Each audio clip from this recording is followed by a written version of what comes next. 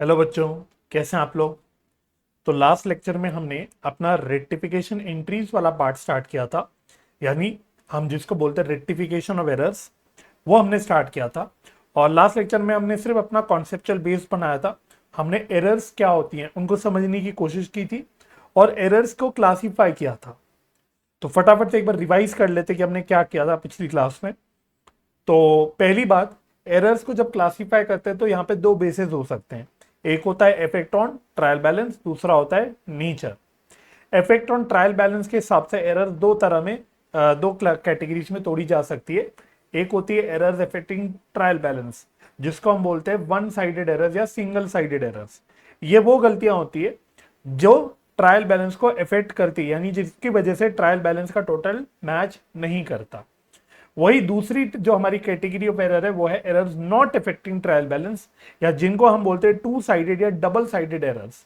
ये वो एरर्स होती हैं जो होने के बावजूद भी हमारा ट्रायल बैलेंस मैच कर जाता है, यानी कि ट्रायल बैलेंस के मैचिंग को जो गलतियां इफेक्ट नहीं करती उनको हम बोलते हैं टू साइडेड एरर्स। राइट। अच्छा, इसके बाद हमने बोला था एरर्स की क्लासिफिकेशन करी थी हमने on the basis of nature. इसमें जो ब्रॉडली चार हमने कैटेगरीज बनाई थी, पहला था एरर ऑफ प्रिंसिपल, दूसरा था एरर ऑफ ओमिशन, तीसरा था एरर ऑफ कमीशन और चौथा था compensating errors. Error of principle क्या होता है? वो गलती जिसमें हम कोई ट्रांजैक्शन रिकॉर्ड कर देते हैं इन कॉन्ट्रावेंशन ऑफ अकाउंटिंग प्रिंसिपल। कोई मेजर अकाउंटिंग प्रिंसिपल या रूल्स का जब उल्लंघन कर देते हैं उसको बोलते हैं एरर ऑफ प्रिंसिपल। ये टू साइडेड एरर होते हैं। राइट। तो इसके कुछ एग्जांपल्स डिस्कस करे थे, जैसे revenue expenditure treated as capital expenditure, या capital expenditure treated as revenue expenditure, या personal expense treated as business expense and so on. ठीक है जी।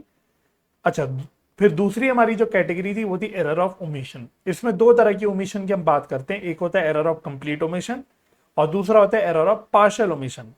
एरर ऑफ कंप्लीट ओमिशन वो गलती होती है जहां पे हम ट्रांजैक्शन को या तो पूरा ही रिकॉर्ड करने से ओमिट कर देते हैं, या फिर हम ट्रांजैक्शन को रिकॉर्ड तो कर देते हैं जनरल प्रॉपर में, लेकिन पूरी तरह से पोस्ट करना ओमिट कर देते हैं। मतलब किसी भी लेजर में हम जहां पे पोस्टिंग नहीं करते, ओमिट कर देते हैं, उसको बोलते हैं कंप्लीट ओमिशन। ठीक है। ये भी बच्चों एक टू साइडेड एरर होती है, ये आपको याद रखना है। और इसके भी एग्जांपल हमने डिस्कस करे थे कि जैसे भाई क्रेडिट सेल ऑफ गुड्स हुआ, हमने जर्नल में मतलब सेल्स बुक में रिकॉर्ड नहीं करा, या फिर कोई क्रेडिट परचेज किसी एसेट का करा, वो जर्नल पर प्रॉपर में तो रिकॉर्ड करा लेकिन किसी भी लेजर में पोस्ट नहीं करा। अच्छा, इसके बाद होता है error of partial omission. Error of partial omission मतलब जहां पे हम ओमिट करते हैं कुछ पार्ट में, मतलब कोई पूरी ट्रांजेक्शन को ओमिट नहीं करते, हम ट्रांजेक्शन का कोई पार्ट ओमिट कर देते हैं रिकॉर्ड करने से या पोस्ट करने से या कैरी फॉरवर्ड करने से या फिर आपका कास्ट करने से। इनको हम बोलते हैं error of partial omission. Error of partial omission बच्चों वन साइडेड एरर होता है, यानी एरर ऑफ पार्शियल ओमिशन आपके ट्रायल बैलेंस को इफेक्ट करता है। ठीक है। तो इसके भी एग्जांपल थे, जैसे क्रेडिट परचेज हमने गुड्स के रिकॉर्ड करे लेकिन क्रेडिटर के अकाउंट में पोस्ट नहीं करा, या फिर हमने किसी परचेज बुक, सेल बुक या किसी सब्सिडरी बुक में एक पेज से दूसरे पेज में जो हमें बैलेंस कैरी फॉरवर्ड करना था वो करना हम ओमिट कर गए। इस तरह की गलतियों को हम पार्शियल ओमिशन कहते हैं। ठीक है। फिर हमने एरर ऑफ कमीशन डिस्कस करना शुरू किया था, यहाँ पे हमने अलग अलग पार्ट्स बना लिए थे। इसमें क्या क्या एरर्स आती हैं? पहला एरर आता है एरर ऑफ रिकॉर्डिंग, जहां पे हम लोग ट्रांजैक्शन को रिकॉर्ड गलत ढंग से कर देते हैं। जैसे कि क्रेडिट सेल हुई 910 की, हमने रिकॉर्ड कर दी 190 रुपए की, तो इनको हम बोलते हैं एरर ऑफ रिकॉर्डिंग। ये भी टू साइडेड एरर्स होती है, यानी ये ट्रायल बैलेंस को इफेक्ट नहीं करते। उसके बाद अगला था हमारा error of casting. Error of casting का मतलब होता है जहां पे हम टोटलिंग में गलती कर देते हैं, जहां पे हम टोटलिंग में गलती कर देते हैं। इसके अलावा इसके एग्जांपल्स थे, जैसे परचेज बुक ओवरकास्ट हो गया, या फिर sales return book, return inward book कोई भी ओवरकास्ट हो गया। इस तरह की जब गलती होती है वो होती है एरर ऑफ कास्टिंग। अच्छा, अब यहाँ पे थोड़ा सा लिखने में गड़बड़ हो गई थी बच्चों। ये गलती ट्रायल बैलेंस को इफेक्ट करती है, ये गलती ट्रायल बैलेंस को इफेक्ट करती है, तो यहाँ गलती से टू साइडेड एरर लिख लिया था, ये वन साइडेड एरर होती है। राइट। फिर अगला है हमारा एरर इन कैरिंग फॉरवर्ड। यहाँ पे हम लोग क्या करते हैं, एक पेज से दूसरे पेज में जब कैरी फॉरवर्ड कर रहे होते हैं उसमें गलती कर देते हैं, तो उसको बोल देते हैं एरर इन कैरिंग फॉरवर्ड। जैसे हमें परचेज बुक के एक पेज से दूसरे पेज पे 210 रुपए लेके जाने थे या 2100 रुपए लेके जाने थे, बट हम गलती से 210 रुपए लेके चले गए।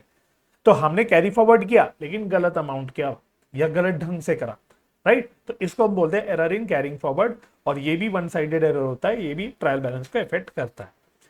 फिर था एरर ऑफ पोस्टिंग, जहां पे पोस्टिंग का मतलब क्या है कि जहां पे हम लेजर के अकाउंट में पोस्ट करने में गलती कर देते हैं। हो सकता है हम गलत अकाउंट में पोस्ट कर दें, हो सकता है हम गलत अमाउंट पे पोस्ट कर दें, हो सकता है हम गलत साइड पे पोस्ट कर लें, या इसका कोई भी परमुटेशन कॉम्बिनेशन बना लो आप। तो इन सबको हम बोलते हैं एरर ऑफ पोस्टिंग। इसमें बहुत सारे एग्जाम्पल्स बनने की संभावना होता है, स्कोप होता है। और इसमें सबसे बड़ी बात थी कि इट मे और may not effect trial balance, यानी इस वाली एरर में, एरर ऑफ पोस्टिंग में हम रूल नहीं बना सकते कि ये वन साइडेड होगा कि टू साइडेड होगा। जनरली मैंने बोला था ये वन साइडेड होता है, लेकिन एक हाथ सिचुएशन में टू साइडेड भी हो सकता है। जैसे फॉर एग्जांपल मैंने बोला था कि हमने पोस्ट किया गलत अकाउंट में लेकिन सही अमाउंट पे और सही साइड पे, तो ट्रायल बैलेंस आपका टैली कर जाएगा, even though error of posting होगी बट ट्रायल बैलेंस आपका टैली कर जाएगा, राइट। तो इसके भी हमने काफी सारे एग्जाम्पल्स कवर कर लिए थे। तो ये सब हमने बेसिकली कवर किया था। तो मेन हमने अपनी 3 एरर्स को कवर कर लिया था। अब हमें लास्ट और थर्ड एरर को कवर करना है। तो अब आप मेरे साथ साथ, अगर आप नोट्स लिखते हैं मेरे साथ, तो आ जाना अपने नोट्स में और मेरे साथ साथ लिखना शुरू कर देना। और अगले एरर की कैटेगरी है हमारी, जो है थर्ड नहीं बल्कि फोर्थ है, वो फोर्थ है। इसमें लिखना कंपनसेटिंग एरर्स। कंपनसेटिंग एरर्स बहुत ही इंटरेस्टिंग टाइप ऑफ एरर है बच्चों ये, कंपनसेटिंग एरर्स। इसमें लिखना these cover those errors that nullifies, nullifies, nullifies the effect of each other। अभी एग्जाम्पल से समझ आएगा ये वाली गलती बच्चों, ऐसे नहीं समझ आती, बट काफी इंटरेस्टिंग टाइप ऑफ एरर है। इसमें लिखना it does not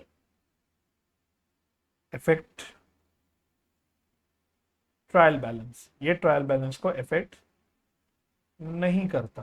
that is, ये क्या है, एक kind of two sided error है, टू साइडेड एरर। ठीक है जी। उसके बाद तीसरा एरो, एग्जाम्पल लिखना है इसमें, और एग्जाम्पल से ही आपको समझ आएगा कि इसमें हम क्या बात कर रहे हैं। तो पहला एग्जाम्पल लिखना, credit sale to Ram and Shyam, to Ram and Shyam of ₹4,000 and ₹2,500 posted in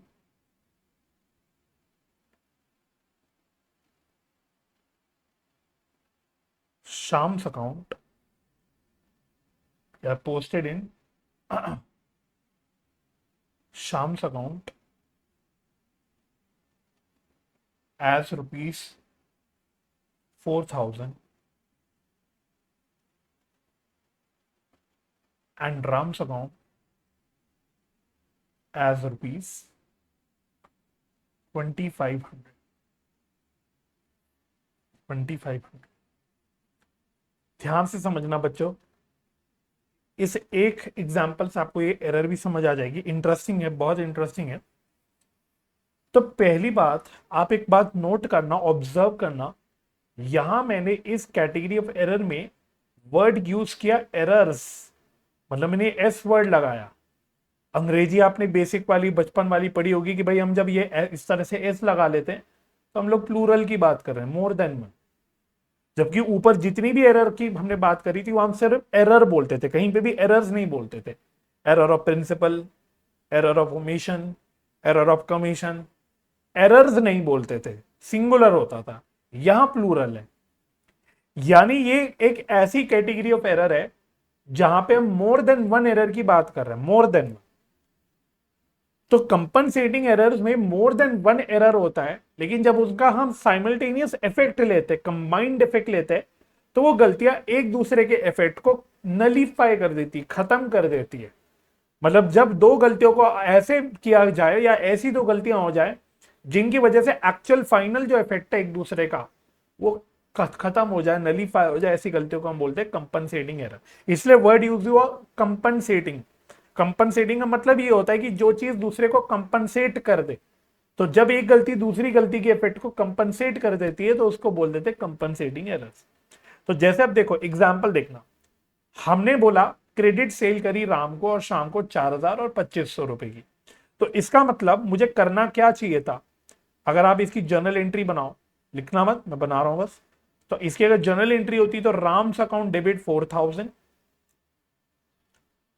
शाम्स account debit 2,500 to sales account, ये एंट्री होती टू सेल्स अकाउंट 6,500। अब गलती क्या हुई, गलती कहां हुई है, गलती इन दोनों के अकाउंट में यानी डेटर के अकाउंट में पोस्ट करने में गलती हुई। तो मैं यहां पे क्या कर रहा हूं, एक बार को यहां पे सेल्स अकाउंट को रिमूव कर रहा हूं। इससे मेरा मतलब नहीं, क्योंकि सेल्स अकाउंट में कोई गलती नहीं हुई। गलती कहां हुई है, राम के अकाउंट में हुई है और शाम के अकाउंट में हुई है।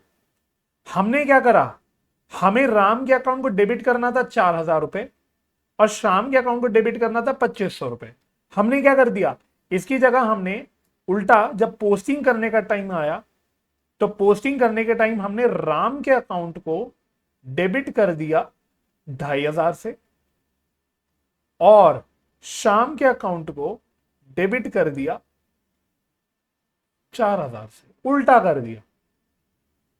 तो राम के अकाउंट को 4,000 की जगह 2,500 पे डेबिट कर दिया, शाम के अकाउंट को 2,500 की जगह 4,000 से डेबिट कर दिया। तो ये देखो, अब जब मैंने दोनों गलतियों को साथ में देखा तो क्या हुआ, साइमल्टेनियसली मैंने देखा तो दोनों गलतियों ने एक दूसरे के इफेक्ट को खत्म कर दिया। कैसे, अगर मैं खाली राम के अकाउंट की गलती बोलता कि भाई राम में 4,000 डेबिट होने थे लेकिन मैंने 2,500 रुपए डेबिट करे, खाली इतनी गलती देखता, तो यहां पे आपका क्या इंटरप्रिटेशन निकल के आता जो हम लास्ट क्लास में कर रहे थे, आप बोलते सर यहां पे इस गलती की वजह से 1,500 रुपए शॉर्ट डेबिट हुआ, क्योंकि राम का अकाउंट हमें 4,000 से डेबिट करना था और हमने कर दिया 2,500 रुपए से।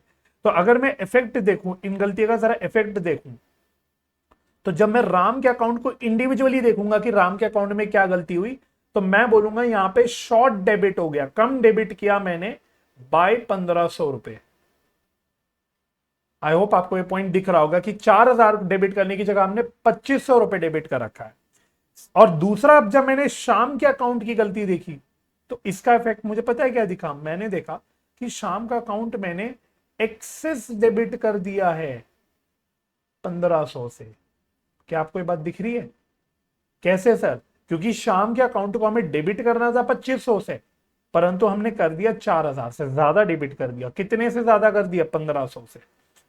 तो जब मैं इंडिविजुअली गलती देख रहा हूं तो गलती का इफेक्ट पड़ रहा है, भाई गलती का इफेक्ट पड़ रहा है। मैं इंडिविजुअली देखूंगा तो मेरी ट्रायल बैलेंस भी टैली नहीं करेगी, लेकिन जब मैंने कंबाइंड एरर देखी तो मैंने देखा एक गलती की वजह से शॉर्ट डेबिट हो रहा है 1,500 का, दूसरी गलती की वजह से एक्सेस डेबिट हो रहा है 1,500 का, यानी दोनों गलती ने शॉर्ट और एक्सेस 1,500 का जो डेबिट हो रहा है उसको नलीफाई कर दिया। तो नेट में देखोगे, अगर आप नेट इफेक्ट देखोगे दोनों का मिला के, नेट इफेक्ट आपका नील निकल के आएगा। ये फंडा है कंपनसेटिंग एरर्स का, और इसी वजह से अगर आप देखोगे हमने ये बोला था it does not effect trial balance, ये एक टू साइडेड एरर की कैटेगरी का एरर होता है। सॉरी, आई होप आपको पॉइंट क्लियर हुआ होगा। ठीक है, एक एग्जांपल मैं और लिखवा देता हूं, एक एग्जांपल और लिख लेना। एग्जांपल नंबर 2, इस एरर का एक एग्जांपल और लिख लेना। Purchase book is overcasted by 5,000 and sales return book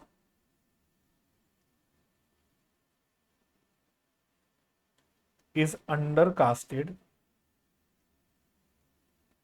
by rupees 5,000। ठीक है, तो परचेज बुक का टोटल ओवरकास्ट का रखा है 5,000 से और सेल्स रिटर्न बुक का टोटल अंडरकास्ट का रखा है 5,000 से। फिर से बच्चों इफेक्ट देखना, आपको सिर्फ खाली इफेक्ट एनालाइज करना है, आपको अपने आप ये दिख जाएगा कि कैसे कंपनसेटिंग एरर बना। तो जब मैंने परचेज बुक की गलती बोली तो मैंने बोला ये ओवरकास्ट हो रखा है 5,000 से। अब मैं आपको सारा इफेक्ट लास्ट लेक्चर में समझा चुका हूं कि परचेज बुक का अगर टोटल ज्यादा आ रहा है तो इसका मतलब जो परचेज अकाउंट में पोस्टिंग जाएगी वो भी ज्यादा जाएगी।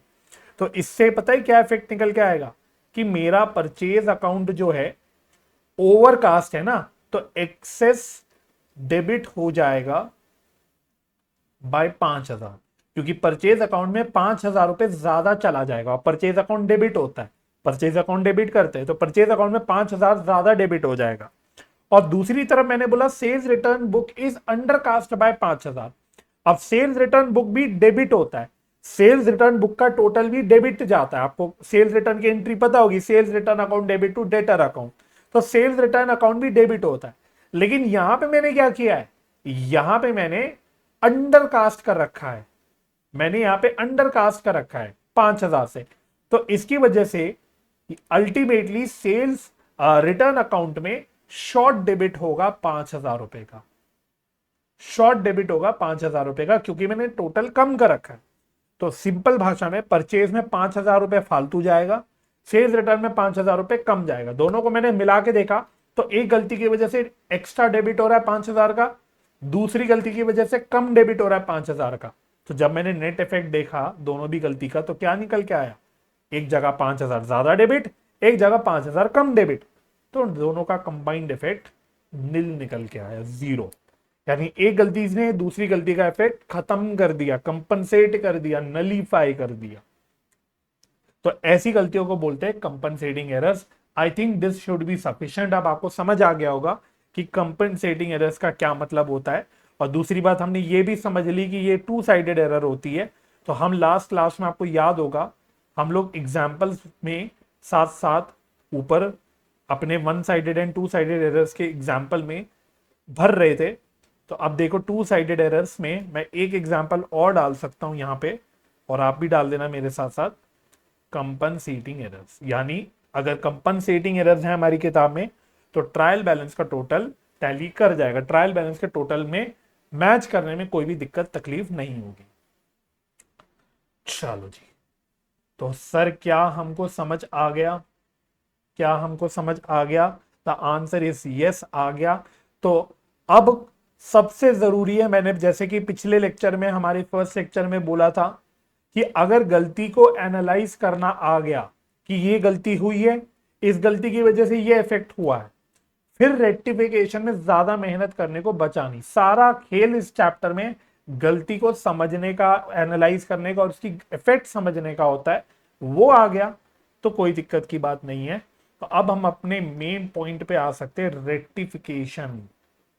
अभी तक तो रेक्टिफिकेशन की सर बात ही नहीं करी हमने, पूरी एक लेक्चर कर लिया पिछला वाला और साथ में आज का भी हमने लगभग लगभग 15-20 मिनट की क्लास कर ली है, लेकिन अभी तक हमने रेक्टिफिकेशन की बात नहीं करी। तो अब हमें एक्चुअल शुरू करना है कि गलती की रेक्टिफिकेशन कैसे होती है, यानी रेक्टिफिकेशन एंट्रीज कैसे बनाई जाती है, किस तरह की गलती कैसे ठीक करी जाती है, क्या यहाँ पे केसेस निकल के आते हैं, ये सारी चीजें हमको सीखनी, राइट। तो रेक्टिफिकेशन, पहली बात अगर हमें सीखनी है कि रेक्टिफिकेशन करते कैसे हैं अकाउंटिंग में, तो पहले हमें स्टेज देखना पड़ता है कि आप कौन से पड़ाव पे रेक्टिफिकेशन कर रहे हो, क्योंकि हर पड़ाव में थोड़ा बहुत चेंज हो सकता है रेक्टिफिकेशन करने में। तो ब्रॉडली स्पीकिंग यहाँ पे बच्चों 3 स्टेजेस होते हैं रेक्टिफिकेशन में। तो यहाँ पे आप 3 स्टेजेस लिख के यहाँ पे 3 बाइफर्केशन निकालना, 3 अलग अलग पड़ाव पे रेक्टिफिकेशन होती है। पहला होता है, मैं ऐसे लिख देता हूं, first before preparation of trial balance. Trial balance बनने से पहले ही अगर आपको गलती मिल जाएगी तो आप ठीक कर दोगे, राइट। तो आप ठीक करोगे भाई, ऐसा थोड़ी गलती मिली और आपको गलती ढूंढ के ठीक नहीं करा। अब अलग अलग स्टेज पे गलती होती है, इसी प्रकार से जब गलती ढूंढोगे तो आपको अलग अलग पड़ाव पे वो गलती मिलेगी, अकॉर्डिंगली आप अलग अलग पड़ाव पे गलती को ठीक करोगे। तो पहला पड़ाव क्या है कि भाई ट्रायल बैलेंस बनने से पहले ही हमें गलती मिल गई और हमने उसको रेक्टिफाई करना है। अब वो ट्रायल बैलेंस बनने से पहले कोई भी स्टेज हो सकता है, समझ आ रहा है। अगला स्टेज क्या होता है कि भाई ट्रायल बैलेंस तो बन गया after preparation of trial balance. Trial balance तो हमारा बन गया, but before preparing final accounts, but before preparing final, यानी ट्रायल बैलेंस तो बन गई लेकिन अभी फाइनल अकाउंट्स नहीं बने। फाइनल अकाउंट्स बोले तो फाइनेंशियल स्टेटमेंट्स, वही आपके घिसे पिटे बचपन के trading account, profit and loss account, balance sheet. तो फाइनल अकाउंट्स बनने से पहले आपको गलती मिल गई लेकिन ट्रायल बैलेंस बन चुका है, तो क्या होगा। और थर्ड होगा, थर्ड सबसे इंटरेस्टिंग होता है, after preparation of final accounts. इसके ब्रैकेट में लिख लेना, that is rectification after closing of accounts.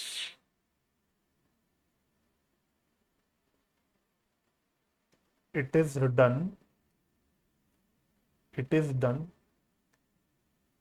in the next accounting period।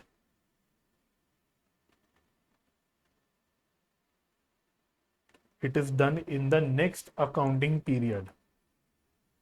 तो तीन स्टेजेस है हमारे, रेक्टिफिकेशन तीन स्टेजेस में होगी।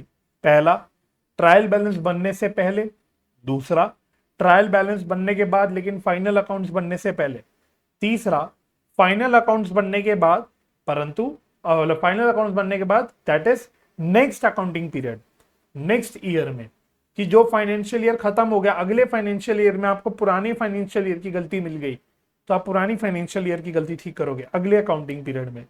तो आप अगली अकाउंटिंग पीरियड में भी गलती ठीक कर सकते हो भाई, गलती जब मिलेगी तब ठीक करना है। ये थोड़ी आप बोलो अरे साल तो खत्म हो गया, पिछले साल की बैलेंस शीट बन गई, सब खत्म, अब गलती मिल भी गई तो हम कुछ नहीं करेंगे, ऐसा नहीं होता। आपको गलती ठीक करनी पड़ेगी, ठीक है। अभी तो नहीं पढ़ रहे आप, लेकिन जब कल को अकाउंटिंग स्टैंडर्ड्स पढ़ोगे मानो, तो अकाउंटिंग स्टैंडर्ड्स भी ये चीजों पे बोलता है बात कि आपको कैसे अगले अकाउंटिंग पीरियड में पिछले सालों की गलती ठीक करनी है, ठीक है। तो मोरलेस यहाँ पे जो सीखेंगे तरीका वो अकाउंटिंग पीरियड के कंप्लाइंस में ही होगा। हाँ वो अलग बात है, आपको अकाउंटिंग पीरियड अकाउंटिंग स्टैंडर्ड्स पढ़ना नहीं है, ठीक है। चलो, तो स्टेज वन लिखना मेरे साथ साथ, स्टेज नंबर वन,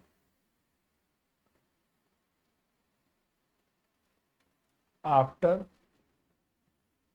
या आफ्टर नहीं बोलते, पहले स्टेज नंबर वन में क्या है, before trial balance, before trial balance, stage number one. इसमें लिखना case one, one sided errors. तो अब आपको पता होना चाहिए कि वन साइडेड एरर्स का क्या मतलब होता है।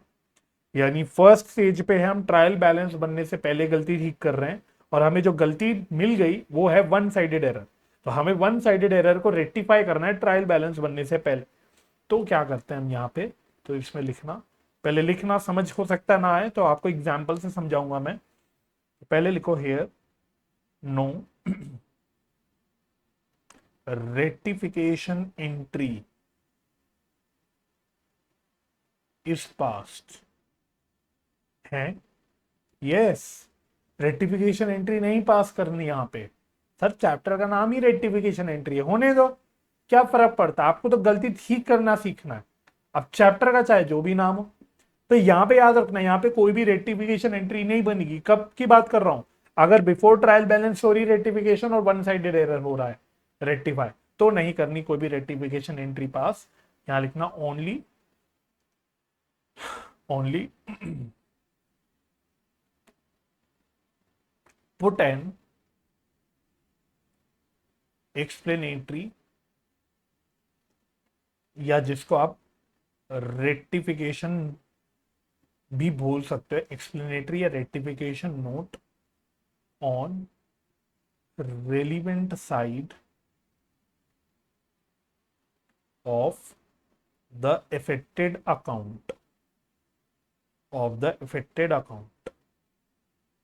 समझ ही नहीं आई बात सर, ये लिखना क्या चाह रहे हो आपको। हमें तो बात ही नहीं समझ आई, तो आएगी कैसे? जब तक एक एग्जाम्पल नहीं देखोगे आपको बात समझ कैसे आएगी? तो बहुत ही सिंपल एरर लेता हूं जो बहुत फेवरेट रहती है क्वेश्चन सेटर्स की। Purchase book is overcasted by, देखो बाय से ज्यादा फर्क नहीं पड़ता, अमाउंट से ज्यादा फर्क नहीं पड़ता, अमाउंट चाहे कोई भी लिख लो, रेक्टिफिकेशन करनी कैसे है ये हमको देख। Purchase book is overcasted by 10,000। तो जब परचेज बुक ओवरकास्टेड है मतलब परचेज बुक में टोटलिंग की गलती हो रखी है, तो भैया हम एक पूरा लेक्चर, एक से ज्यादा रादर लेक्चर हम लगा चुके हैं गलती को एनालाइज और इफेक्ट उसका समझने में। अब आपको समझ आ जाना चाहिए, खुद ही क्लिक करना चाहिए कि ठीक है सर, परचेज बुक का अगर टोटल गलत आया, हमने परचेज बुक में दसियों परचेजेस रिकॉर्ड करी और इसका फाइनल टोटल गलत आया, तो इसका मतलब परचेज अकाउंट में जो ये पोस्ट होगा वो भी अमाउंट गलत पोस्ट होगा।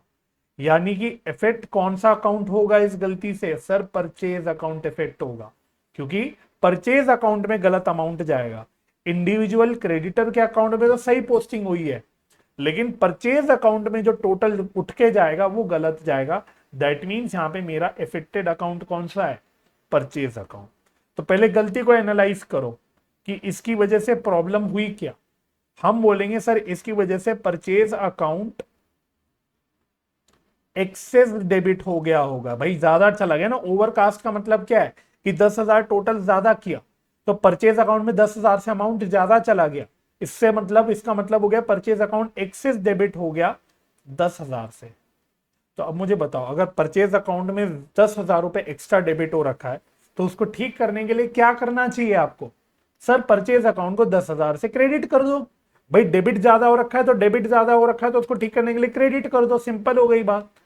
तो इसमें अब आपको देखो काम कैसे करना है, परचेज अकाउंट को क्रेडिट करना है, लेकिन कैसे? परचेज अकाउंट आप बनाओगे, ठीक है, नो जर्नल एंट्री, कोई भी जर्नल एंट्री आप बना ही नहीं पाओगे, यहां पे बना ही नहीं सकते, क्योंकि आप एक ही एस्पेक्ट जानते हो, दूसरा एस्पेक्ट तो आप कुछ रिकॉर्ड ही नहीं कर पाओगे। जर्नल एंट्री बनाने के लिए आपको डबल एंट्री सिस्टम के हिसाब से दोनों एस्पेक्ट्स रिकॉर्ड करने हैं। यहाँ गड़बड़ जो हुई है वो एक ही एस्पेक्ट में हुई है, तो आप जर्नल एंट्री बना नहीं पाओगे। इस वजह से हम क्या करते हैं यहाँ पे, अब जो भी गलती हो गई, भाई गलती हो गई तो हो गई। हमने बोला अब हमें परचेज अकाउंट में से क्रेडिट करना है 10,000 रुपए से, तो हम परचेज अकाउंट के अंदर 10,000 क्रेडिट कर देंगे और ये नोट डाल देंगे कि भाई ये गलती ठीक कर रहे हैं हम लोग by overcasting of purchase book rectified. मतलब अंग्रेजी कुछ भी लिख लो भाई, by rectification of casting error, by rectification of purchase book overcasted. मतलब आप अंग्रेजी लिखोगे, आप एक अंग्रेजी में लिख दोगे कि भाई ये क्या है, ये कोई हम जर्नल एंट्री की पोस्टिंग नहीं कर रहे, हम खाली एक एरर है, वन साइडेड एरर, उसको ठीक कर रहे हैं, बस। ये बात आपको ध्यान रखनी है, क्लियर? तो वन साइडेड एरर में आपको इफेक्टेड अकाउंट समझना है कि कौन सा है, और उसमें जो भी सही साइड है उस साइड में जाके आपको अमाउंट पोस्ट कर देना है, डाल देना है, चाहे डेबिट में चाहे क्रेडिट में। और वहां पे आपको बस एक एक्सप्लेनेटरी नोट या एक जिसको हम रेक्टिफिकेशन नोट भी बोल सकते हैं वो डाल देना है। तो एक बार आप पढ़ना, कॉन्सेप्ट में मैंने यही बात लिखी कि भाई हम यहाँ पे सिर्फ एक एक्सप्लेनेटरी एंड रेक्टिफिकेशन नोट डाल देते हैं on the relevant side of the affected account. जैसे इस एग्जांपल में इफेक्टेड अकाउंट हमने बोला परचेज अकाउंट है, रेलिवेंट साइड हमने बोला क्रेडिट साइड है, बस परचेज अकाउंट के क्रेडिट साइड में हम लोग ये नोट डाल देंगे 10,000 रुपए के लिए। समझ आ गई बात? हाँ जी सर समझ आ गई। तो और लिखो example, example number 2, example number 2 इसमें लिखना, one page of sales book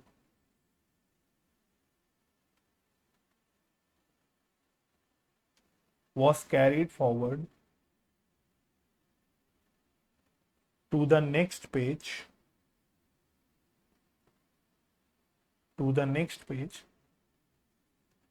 as rupees 1,500 instead of rupees 150. One page of sales book was carried forward to the next page as 1,500 instead of 150. चलो, effect का मतलब गलती का effect समझना कि sales book पे हमने जहां 1500 रुपए का टोटल कैरी फॉरवर्ड करना था, हम गलती से 150 रुपए का टोटल लेके चले गए। यानी हम लोग शॉर्ट टोटल कैरी फॉरवर्ड करके गए। कितने रुपए का शॉर्ट टोटल था? 1350 का। ये शॉर्ट टोटल गया, शॉर्ट अमाउंट गया। तो फाइनली मेरा जो सेल्स अकाउंट में अमाउंट गया होगा वो 1350 रुपए से कम गया होगा। क्योंकि भाई एक पेज से दूसरे पेज में जब कैरी फॉरवर्ड ही गलत हो गया तो गलती आगे तक चलती जाएगी, वो गलती आगे तक खिसकती जाएगी, उसका इफेक्ट आगे तक चलता रहेगा। तो मेरा सेल्स बुक का जो फाइनल टोटल है, ये सारी बातें मैंने आपको लास्ट लेक्चर में बताई थी कि भाई यहाँ पे मैंने क्या किया, पेज नंबर 1 में सेल्स बुक का टोटल आ रहा था 1500। जब मैं इसको अगले पेज पे कैरी फॉरवर्ड करके गया तो गलती से मैंने ये 150 रुपये लिख दिया। अब यहाँ पे मैंने फाइनल जो भी अमाउंट डाला होगा, मानो यहाँ मैंने और 10,000 की परचेज रिकॉर्ड करी, मैंने और 10,000 की परचेज रिकॉर्ड करी, तो अब मेरा यहाँ टोटल आ जाएगा 10,150। जबकि टोटल आना कितना चाहिए था? जबकि ये टोटल आना चाहिए था 11,500। जबकि टोटल आना चाहिए था 11। बच्चों बीच में रिकॉर्डिंग का कुछ इशू हो गया था, तो बहुत सारे कुछ पार्ट मेरा लेक्चर का रिकॉर्ड हुआ, रिकॉर्ड मैंने किया मतलब, लेकिन उसमें कुछ प्रॉब्लम आ गई तो मैं को एक बार इसको दोबारा से रिकॉर्ड कर रहा हूँ। तो बेसिकली हम वन साइडेड एरर्स की रेक्टिफिकेशन की बात कर रहे थे स्टेज नंबर 1 पे। मैं कुछ एग्जांपल्स बता रहा था। तो जहां तक मेरा ख्याल है एग्जांपल नंबर 2 पे हम लोग थे, जहां की बात थोड़ी प्रॉब्लम होगी रिकॉर्डिंग की। तो मैं एक बार रिपीट कर लेता हूँ, आप बाद में वीडियो को पॉज करके नोट भी कर लेना प्लीज। ठीक है, नोट कर लेना, आधा अधूरा मत छोड़ देना अपने नोट्स को। तो हमने जो लास्ट एग्जांपल लिखा था, मैं एक बार लास्ट एग्जांपल दोहरा रहा हूँ। एग्जांपल था 1 page of sales book. 1 page of sales book, एक मिनट देना बच्चों। हाँ जी, तो 1 page of sales book was carried forward to the next page as ₹150 instead of 1500।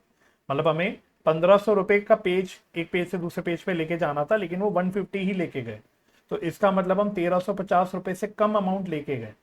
1350 रुपए से हम सेल्स बुक में कम अमाउंट लेके गए।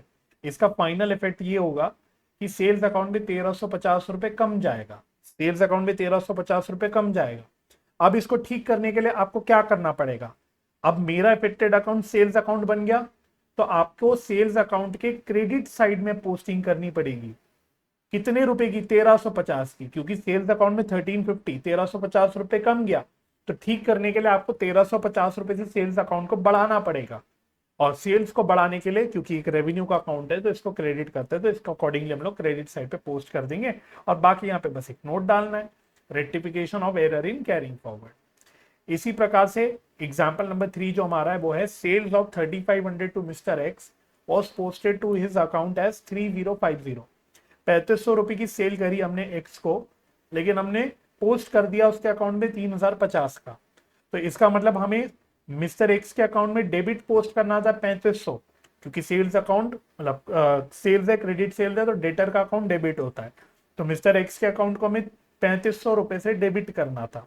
मैंने गलती से उसको 3050 रुपए डेबिट कर दिया, यानी यहाँ पे हमने शॉर्ट डेबिट कर दिया 450 रुपीज का। तो ठीक करने के लिए क्या करोगे? मिस्टर एक्स के अकाउंट को और डेबिट कर दोगे 450 रुपीज से। मिस्टर एक्स के अकाउंट को और डेबिट कर दोगे 450 रुपीज से, सिंपल। एग्जाम्पल नंबर 4 थोड़ा इंपॉर्टेंट था। इसमें मैंने बोला परचेज ऑफ 7,000 रुपए from mister Karan was posted on debit side of Karan account. तो मुझे करण के अकाउंट में 7,000 रुपए क्रेडिट करने थे, क्योंकि परचेज है और परचेज की एंट्री क्या बनती है? Purchase account debit to creditor account. That means मुझे क्रेडिट करना था 7,000 रुपए करण के अकाउंट में, मैंने गलती से डेबिट पे पोस्ट कर दिया 7,000 रुपए से। तो अब इसको ठीक करने के लिए क्या करना पड़ेगा? करंट को क्रेडिट करना पड़ेगा, क्योंकि डेबिट से क्रेडिट पे आना है तो हमें क्रेडिट करना पड़ेगा, और 2 छलांगे मारनी पड़ेगी, यानी डबल अमाउंट से हमें क्रेडिट करना पड़ेगा। समझ आ रहे हो? समझ आ रही है? तो बेसिकली 7,000 रुपए का यहाँ पे डेबिट पे हम खड़े हैं, हमें 7,000 रुपए के क्रेडिट पे आना है।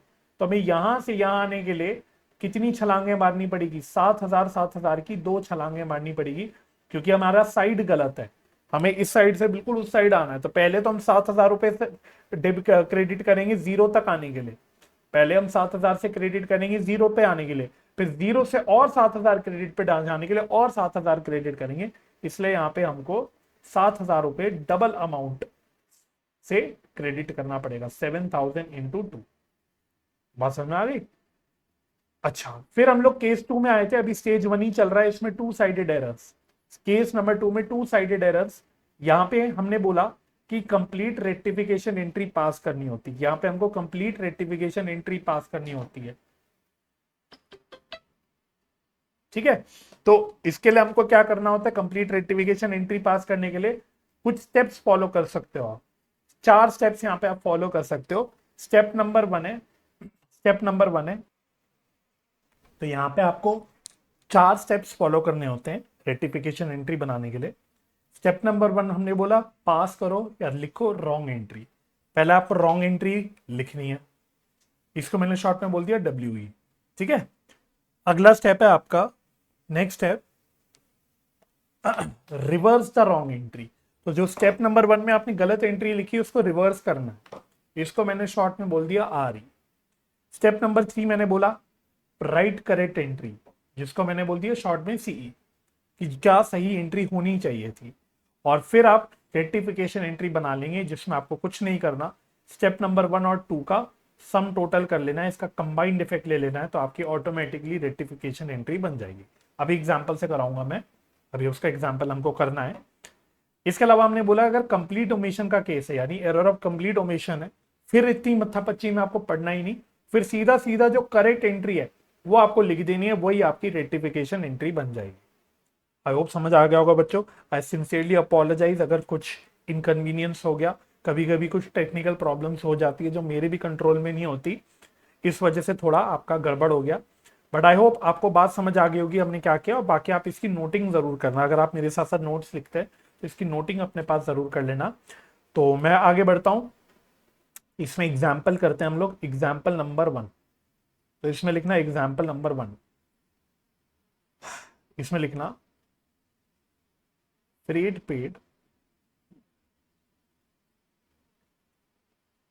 on purchase of machinery ₹800 was debited to freight account, was debited to freight account।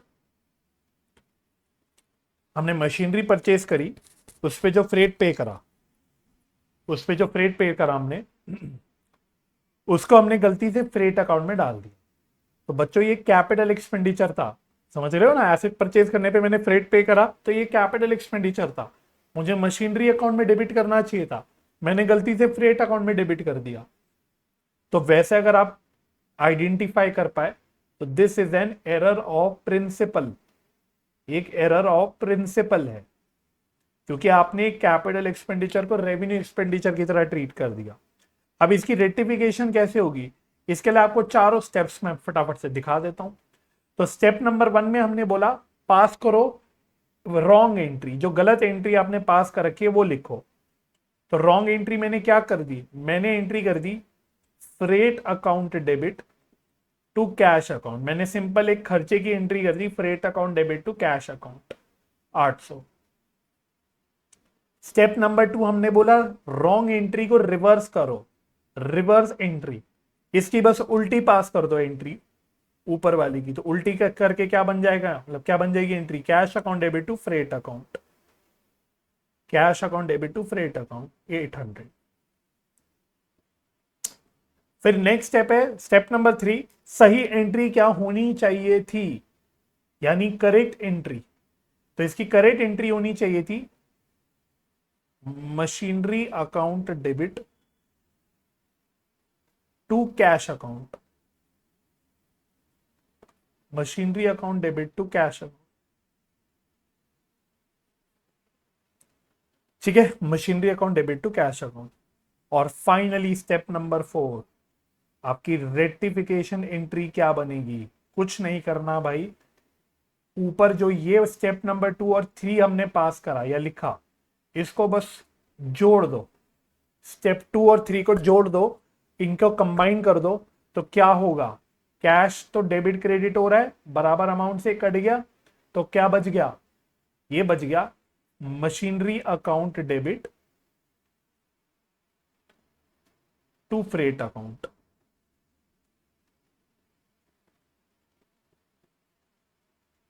$800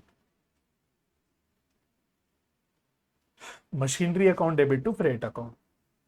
समझ आ गई बात? आपको पॉइंट क्लियर हो रहा है ना? अब बात समझना मेरी, आप ये स्टेप्स फॉलो करके आराम से एंट्रीज बना सकते हो, कोई दिक्कत नहीं है। लेकिन अगर मैं बोलूं यार आप बिना स्टेप्स लगाए भी एंट्री कर सकते हो, आप इतने बड़े बड़े स्टेप लगा के एंट्री बनाओगे, 2 नंबर का एक एमसीक्यू क्वेश्चन आएगा तो पागलों की तरह ये थोड़ी लिखते बैठोगे। लिखने को लिख लो, कोई दिक्कत नहीं है।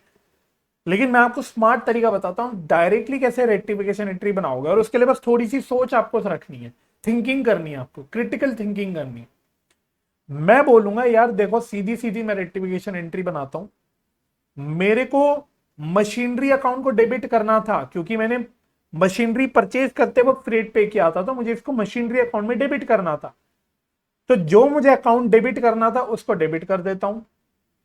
मैंने इसको गलती से फ्रेट अकाउंट में डेबिट कर रखा है, तो जो अकाउंट मुझे डेबिट नहीं करना था उसको क्रेडिट कर दो, बात खत्म, आपकी सीधी सीधी बन गई। मैं रिपीट कर लेता हूं, मशीनरी अकाउंट को डेबिट करना था तो उसको डेबिट कर दिया, और मैंने गलती से फ्रेट अकाउंट को डेबिट कर रखा है, उसको ठीक करने के लिए क्रेडिट कर दो, सीधी सीधी आपकी रेक्टिफिकेशन एंट्री बन गई। ठीक है, समझ आ गई बात? यस सर, समझ आ गई। तो एक बार एग्जांपल नंबर 2 लिखो ऐसे ही, और इसको भी मैं वही पहले स्टेप्स लगाऊंगा फिर डायरेक्टली एंट्री भी बनाऊंगा। पहले लिखना है यहां पे sale of furniture ₹25,000 to Ram was entered through sales book. लो जी, एक फर्नीचर यानी एक एसेट बेचा जो मैंने गलती से सेल्स बुक के थ्रू रिकॉर्ड कर दिया, जो मैंने गलती से सेल्स बुक के थ्रू रिकॉर्ड कर दिया। इस गलती को कैसे ठीक करेंगे? आओ, स्टेप नंबर 1, पहले तो क्या आपने टाइप ऑफ एरर आइडेंटिफाई करी? This is also a type of principle, error of principle. आपने एसेट की सेल को नॉर्मल गुड्स की सेल की तरह ट्रीट कर दिया, ये एरर ऑफ प्रिंसिपल है। बाकी इसमें वही एरर ऑफ प्रिंसिपल है तो टू साइडेड एरर है। अब स्टेप्स लगा लो, पहले रॉन्ग एंट्री लिखना। अब यहां पे हम रेक्टिफिकेशन के चैप्टर में ना ये इग्नोर कर देते कि प्रॉफिट पे बेचा लॉस पे बेचा, ये जनरली हम इग्नोर कर देते हैं क्योंकि उससे थोड़ी कॉम्प्लिकेट हो जाता है मैटर। तो सीधा सीधा ये मानना होता है हमको कि भाई 25,000 का फर्नीचर हमने 25,000 पे बेचा, तो सीधा सीधा इसकी एंट्री क्या हो गई?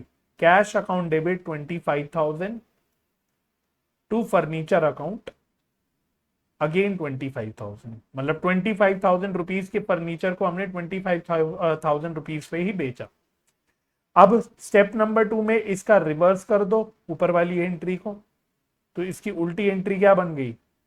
फर्नीचर अकाउंट, सॉरी मैंने इसको उल्टा कर दिया ना, मैं सेल्स की तरह ट्रीट करा है, आई एम सो सॉरी। हमने गलती से इसको सेल्स बुक में डाला हुआ है, तो cash account debit to sales account, ये एंट्री हमने कर रखी है, राइट? क्योंकि हमने इसको सेल्स बुक की तरह ट्रीट कर रखा है। और उधारी पे बेचा होगा तो जिस भी पार्टी को बेचा उसका नाम लिख लेते हैं, मतलब जो भी है डेटर अकाउंट ही लिख दो। हमने इस तरह से एंट्री पास कर रखी है, debtor account debit to sales, क्योंकि सेल्स बुक में रिकॉर्ड किया, सेल्स बुक में क्रेडिट सेल्स आती है, राइट? चलो, तो debtor account debit to sales account ये हमारी रॉन्ग एंट्री है, इसको रिवर्स कर देते हैं तो क्या होगी? Sales account debit to debtor account, to debtor account 25,000। Correct entry क्या होनी चाहिए थी? करेक्ट एंट्री करेक्ट एंट्री होनी चाहिए थी डेटर, यानी जिस भी पार्टी को बेसिकली बेचा, टू फर्नीचर अकाउंट क्योंकि हमने एसेट बेचा, ये होनी चाहिए थी 25,000। बस स्टेप नंबर 4 में रेक्टिफिकेशन एंट्री बना लो। स्टेप नंबर 4 में रेक्टिफिकेशन एंट्री बना लेना, तो बस वही काम है, इन दोनों एंट्रीज को मर्ज करना है बेसिकली। तो देखो, डेटर डेटर तो डेबिट क्रेडिट सेम अमाउंट से हो रहा है, तो फाइनली क्या बच गया आपका? Sales account debit to furniture account 25,000।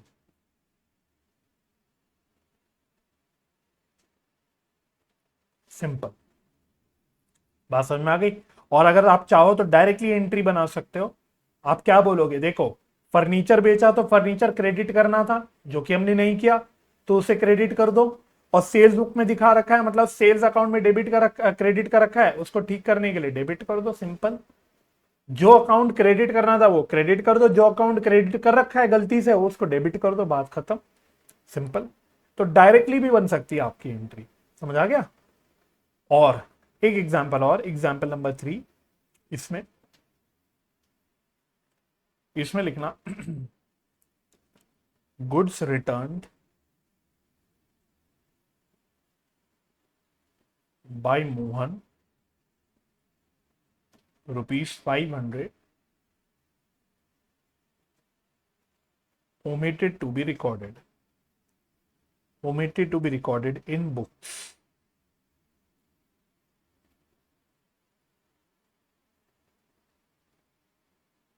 तो एक गुड्स रिटर्न मतलब सेल्स रिटर्न हुई मोहन से ₹500 की, ये हमने ओमिट कर दिया रिकॉर्ड करने से। तो ये सिंपल क्या है, ये कंप्लीट ओमिशन है।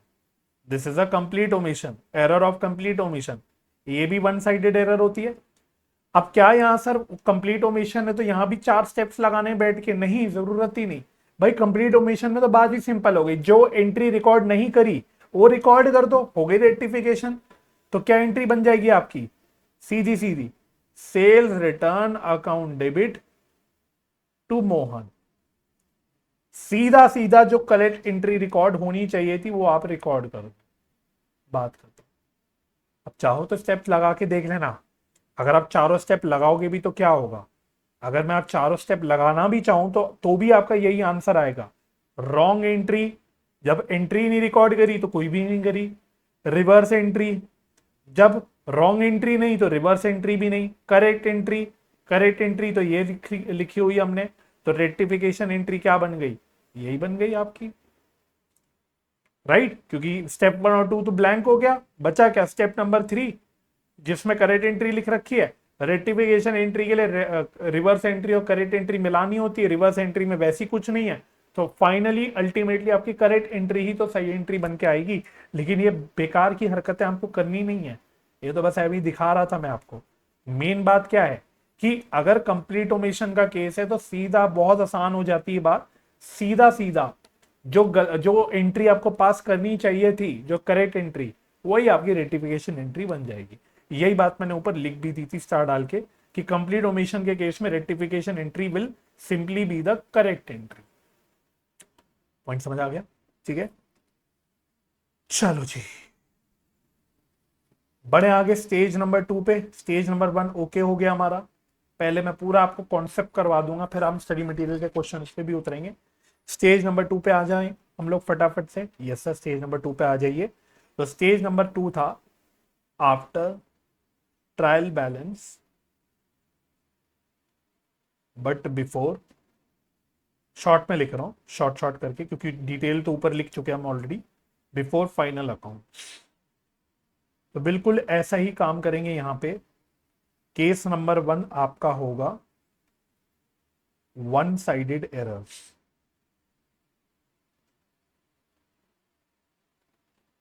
वन साइडेड एरर्स, इसमें लिखना here rectification entry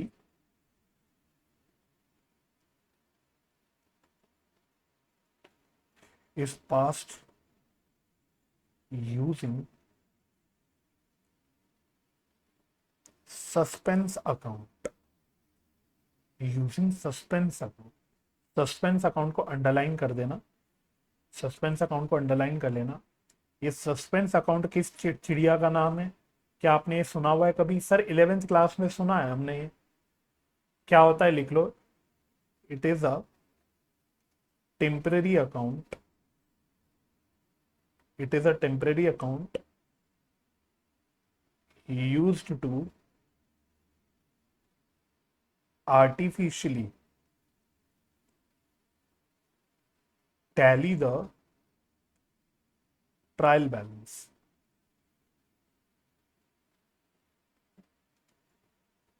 It is a temporary account used to artificially tally the trial balance. Next arrow, once all the one-sided errors are rectified, suspense account will automatically close. Will automatically close, ये लिख लेना आप, ठीक है। तो stage number 2 यानी trial balance बनाने के बाद जब भी रेक्टिफिकेशन करते हैं तो वन साइडेड एरर्स के केस में हमें सस्पेंस अकाउंट का यूज करना होता है। और सस्पेंस अकाउंट होता क्या है अभी बताता हूँ, देखो बहुत सिंपल है सस्पेंस अकाउंट। 11th में तो बच्चे रटते थे, लेकिन अब आपको रटने की जरूरत नहीं। आपने ट्रायल बैलेंस सीख लिया, ट्रायल बैलेंस बनता है। ट्रायल बैलेंस में हम बहुत सारे डेबिट क्रेडिट जो भी अमाउंट है वो डालते जाते हैं डालते जाते हैं डालते जाते हैं, डेबिट बैलेंसेस क्रेडिट बैलेंसेस, और फाइनली इसका टोटल इक्वल आता है, मैच कर जाता है, यही है ना बात। तो मानो मेरा डेबिट का टोटल 10,000 आ रहा है और क्रेडिट का टोटल 10,500 आ रहा है। डेबिट का टोटल 10,000 आ रहा है, क्रेडिट का टोटल 10,500 आ रहा है, यानी कि मेरा ट्रायल बैलेंस जो है वो टैली नहीं कर रहा, मेरा ट्रायल बैलेंस टैली नहीं कर रहा।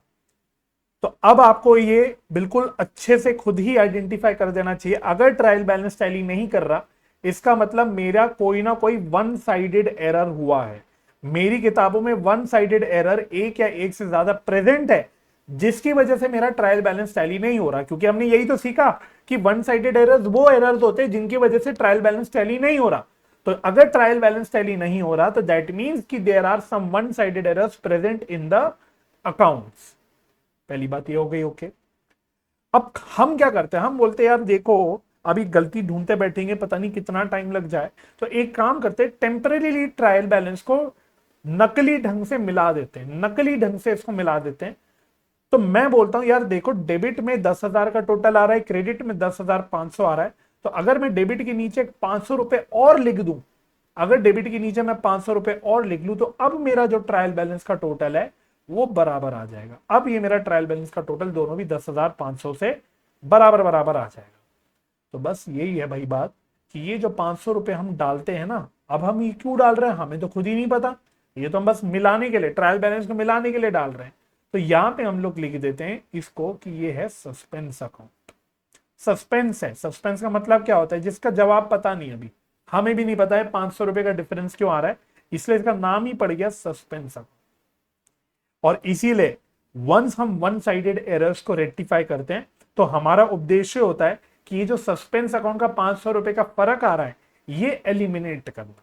क्योंकि अगर आपकी सारी वन साइडेड एरर्स ठीक हो जाती है तो ये 500 रुपए का जो डिफरेंस है ये ऑटोमेटिकली सही हो जाएगा। तो अब हमें क्या करना होता है, इसके बाद हमें रेक्टिफिकेशन करना होता है और इस सस्पेंस अकाउंट के बैलेंस को एलिमिनेट करना होता है। और इसी कारण से हम सारे वन साइडेड एरर्स को रेक्टिफाई करने के लिए यूज क्या करते हैं, सस्पेंस अकाउंट, ताकि हमारा ये सस्पेंस अकाउंट का जो डिफरेंस है, बेसिकली दोनों साइड का जो डिफरेंस है वो खत्म हो जाए। क्लियर हो गया। इसलिए हमने बोला अगर सारे वन साइडेड एरर्स रेक्टिफाई हो जाते हैं तो सस्पेंस अकाउंट ऑटोमेटिकली क्लोज हो जाएगा। तो अब होगा क्या, देखो होगा कुछ नहीं, यहां मैंने सस्पेंस अकाउंट खोल लेना है।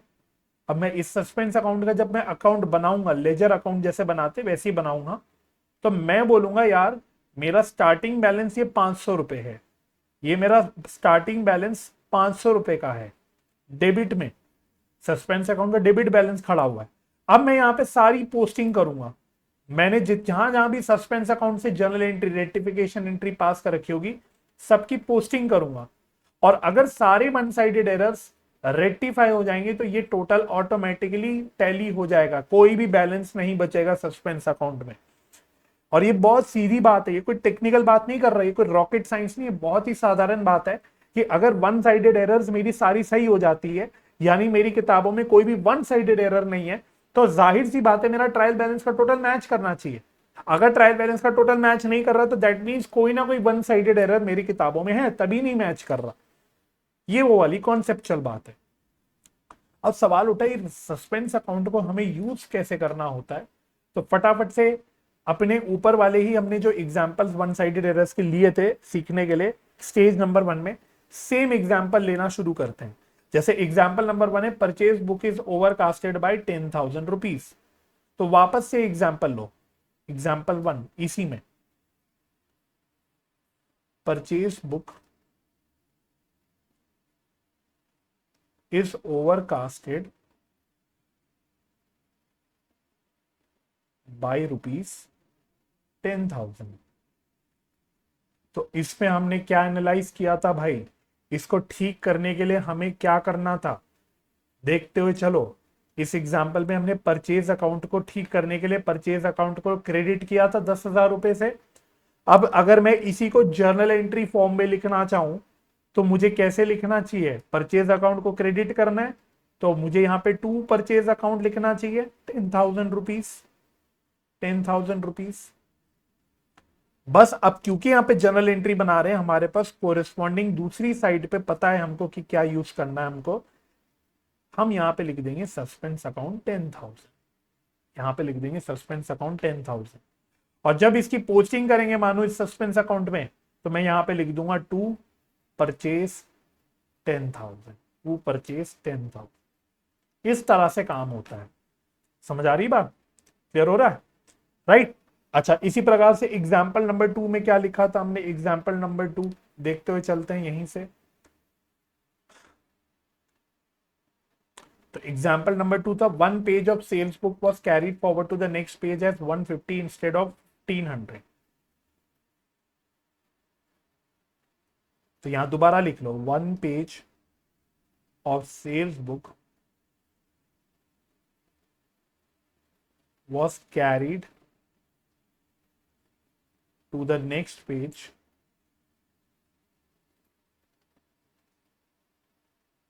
as ₹150 instead of ₹1,500, instead of ₹1,500। इसको कैसे ठीक करोगे, क्या किया था हमने यहाँ पे, इस एरर को ठीक करने के लिए हमने क्या किया था, एग्जाम्पल नंबर 2 में हमने सेल्स अकाउंट को 1,350 से क्रेडिट किया था। फिर से हमने सेल्स अकाउंट को क्रेडिट किया था 1,350 से। तो इसी को अगर मैं जर्नल एंट्री फॉर्म में लिखना चाहूं, मैं यहाँ कैसे लिख दूंगा, टू सेल्स अकाउंट 1,350। और डेबिट करने के लिए कुछ नहीं है तो किसको डेबिट कर देंगे, सस्पेंस अकाउंट। और ये सिलसिला जारी रहेगा बच्चों, ये ही सिलसिला आपका कैरी ऑन होता चलेगा कि आपको इस तरह से वन साइडेड एरर्स को ठीक करने के लिए सस्पेंस अकाउंट को यूज करना होगा। समझ आ गई बात, ठीक है, यस। तो एग्जाम्पल 3 और 4 ऊपर ही डिस्कस कर लूं क्या, यहाँ बार बार वापस पूरा लिखने में टाइम गंवाने से अच्छा आपको बात तो मेन बात समझ आ गई होगी। तो एग्जाम्पल नंबर 3 हमारा ये था कि सेल्स ऑफ 6500 रुपए to mister X was posted to his account as 3050। तो यहाँ हमने मिस्टर एक्स को 450 रुपीज से डेबिट किया था।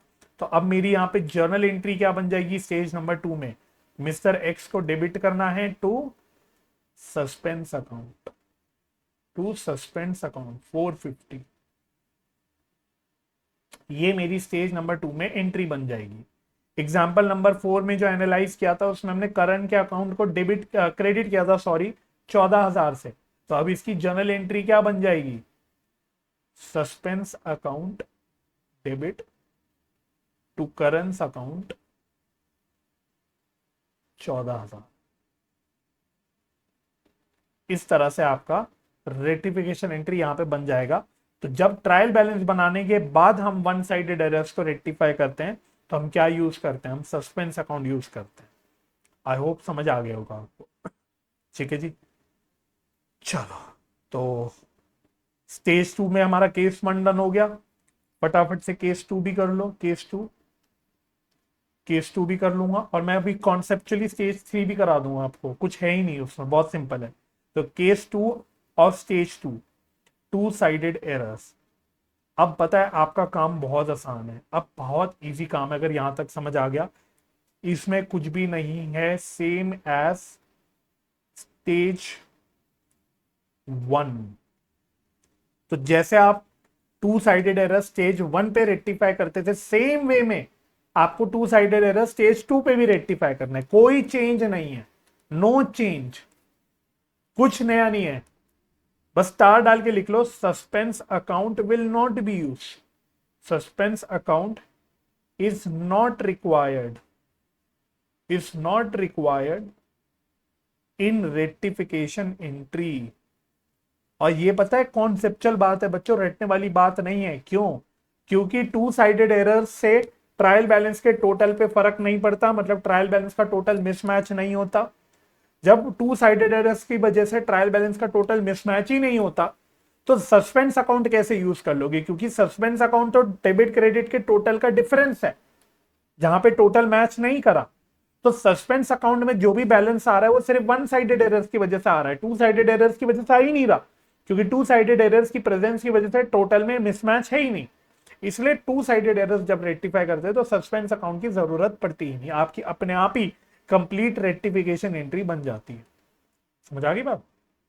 ठीक है। और स्टेज 3 क्या है? स्टेज 3 ये भी लगे हाथों कर लेते हैं। स्टेज 3 तो रेक्टिफिकेशन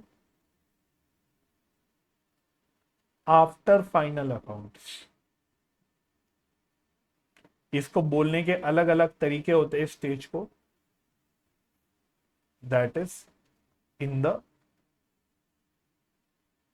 नेक्स्ट पीरियड या फिर आफ्टर क्लोजिंग ऑफ अकाउंट्स। यानी कि आपने अपनी फाइनेंशियल स्टेटमेंट्स वगैरह सब बना ली, सब कुछ कर लिया, लेकिन रेटिफिकेशन सारी करी नहीं आपने। ऐसी फाइनेंशियल अकाउंट्स आपने बना के सब क्लोज कर दिया, आप अगले साल पहुंच गए, आपको अगले साल गलतियां पता लगी पिछले साल की, आपको अगले साल गलती पता लगी, तो आपने अगले साल गलती को ठीक करा, आपने गलती अगले साल ठीक करी, तो बस वो उसको हम बोलते हैं स्टेज 3, राइट। तो इसका मतलब अगर मेरा फाइनेंशियल ईयर है 1 अप्रैल को स्टार्ट होता है, मानो 1 अप्रैल 2023 को, खत्म होता है 31 मार्च 2024 को, यहां पे आपने बैलेंस शीट पीएनएल सब कुछ बना लिया, सब कुछ बना लिया, जो भी गलतियां थी गलतियों के होते हुए भी आपने बना लिया, और फिर आपका अगला साल शुरू हो गया, आप यहां पे ठीक कर रहे हो गलती, नेक्स्ट ईयर पे ठीक कर रहे हो गलती, तो इसको हम बोलते हैं स्टेज 3। और यहां पता है कुछ नहीं है, कुछ भी नहीं है। देखो यहां पे भी दो केस बना लेते हैं। Case number 1, one sided errors, one sided errors. Case number 2, two sided errors. और पता है यहां पे नो डिफरेंस, यहां लिख देना same as stage 2, same as stage 2, it is same as stage 2। तो सर अगर स्टेज 2 की तरह ही है तो यहां पे अलग स्टेज बनाई क्यों? स्टेज नंबर 3 उसको स्टेज 2 में मर्ज ही कर देते। तो एक छोटा सा माइन्यूट डिफरेंस है, वो लिखना जरूरी है। In all the rectification entries, in all the rectification entries replace nominal accounts, nominal accounts with profit and loss adjustment account, profit and loss adjustment account. हम सारे नॉमिनल अकाउंट्स को रिप्लेस करके एक अकाउंट यूज करेंगे सिर्फ, that is profit and loss adjustment account. इसके पीछे का रीजन है अकाउंटिंग स्टैंडर्ड की कंप्लाइंस, इसके पीछे का रीजन है, मैं जो अकाउंटिंग स्टैंडर्ड की बात कर रहा था उसकी कंप्लाइंस, मैं उसमें नहीं घुसाना चाहता आपको। तो अभी के लिए आपको लर्न कर लेना है कि हमें नॉमिनल अकाउंट्स को रिप्लेस करके क्या यूज करना है, profit and loss adjustment account. इसका एक और ज्यादा टेक्निकल नाम होता है प्रायर पीरियड आइटम अकाउंट। ये अकाउंटिंग स्टैंडर्ड की वैसे टर्मिनोलॉजी है, प्रायर पीरियड आइटम अकाउंट, इसका एक और नाम होता है। तो कभी आपको ऑप्शंस में या क्वेश्चन में ये अकाउंट का नाम दिख जाए तो इसका मतलब वही होता है profit and loss adjustment account. समझ गए? जैसे वही एक एग्जांपल ले लेता हूं, एक एग्जांपल ले लेता हूं, परचेज बुक, ऊपर वाला ही ले लेते हैं जो हमने लिया था ओवरकास्ट। क्या लिया था हमने? परचेज बुक ओवरकास्ट ही लिया था ना हमने एग्जांपल नंबर 1 में, बाय 10,000। ये एग्जांपल उठा लेते हैं, परचेज बुक ओवरकास्टेड बाय ₹10,000। तो स्टेज नंबर 2 की तरह ही रेक्टिफिकेशन करनी है प्रीडोमिनेंटली। तो स्टेज नंबर 2 के हिसाब से हमने इसकी क्या एंट्री बनाई थी, हमने बोला था suspense account debit to purchase account, suspense account debit to purchase account, ये एंट्री बनाई थी हमने 10,000। अब सिर्फ फर्क क्या है, आप नॉर्मली स्टेज 2 की तरह रेक्टिफिकेशन एंट्री बना लोगे, जहां पे भी आपको कोई भी नॉमिनल अकाउंट दिखे, जैसे यहां पे मुझे परचेज अकाउंट दिख गया, ये एक नॉमिनल अकाउंट होता है, तो उस नॉमिनल अकाउंट को रिप्लेस करके आपको लिखना है कौन सा account, profit and loss adjustment account. तो इसकी जगह हम यूज करेंगे profit and loss adjustment account, ये डिफरेंस है।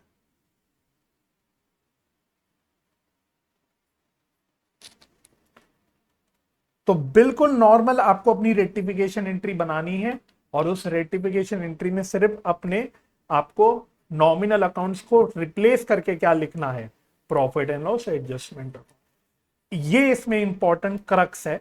केस नंबर 3, या मुझे बोलना चाहिए राधा स्टेज नंबर 3 का मेन जो डिस्टिंग्विशिंग फैक्टर है या पॉइंट है, वो ये वाला ही है बस। तो स्टेज 2 और 3 तो बिल्कुल सेम है, सिर्फ डिफरेंस क्या है, चाहे वन साइडेड एरर ठीक करो चाहे टू साइडेड, जहां पे भी नॉमिनल अकाउंट है उसको रिप्लेस करके आपको यूज करना है profit and loss adjustment account, that's it. समझ आ गई बात, क्लियर हो गई? तो बस ये है आपका रेक्टिफिकेशन का ओवरऑल कॉन्सेप्ट। अब हमारे से स्टडी मटेरियल के क्वेश्चंस बच गए, तो नेक्स्ट लेक्चर ऑनवर्ड्स हम लोग स्टडी मटेरियल के क्वेश्चंस कर लेंगे। तो thank you for joining this lecture बच्चों। अगर लेक्चर हेल्पफुल लगा तो उसको लाइक और शेयर कर देना, और चैनल सब्सक्राइब कर देना, और अपने कमेंट्स आप डाल सकते हैं। हमारी मुलाकात होगी नेक्स्ट लेक्चर में, तब तक के लिए bye bye and take care.